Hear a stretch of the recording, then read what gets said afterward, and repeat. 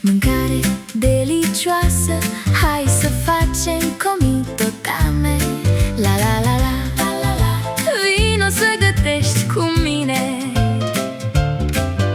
cu multă dragoste și un zâmbet strălucitor.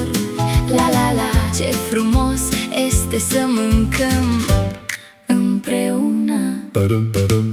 Roșioare mici dansează pe masă, se învârt vesele și jucăușe. Bucătăria cântă o melodie fericită, iar radioul redă cântece pline de bucurie. Mâncare delicioasă, hai să facem comitotame. La la la la la la la. Vino să cânți cu mine, o farfurie mică plină de fericire astăzi și o îmbrățișare caldă pentru a încheia ziua. Lingura se rotește încet, încet, în timp ce toată lumea râde fericită. O rețetă pregătită cu multă grijă și iubire, și o inimă pufoasă ca bumbacul plutește în aer.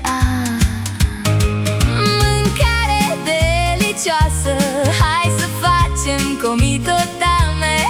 La la la la, ce gustos este astăzi, dulce și vechi, ca o amintire frumoasă. Un cântecel pentru ceaiul de după amiază.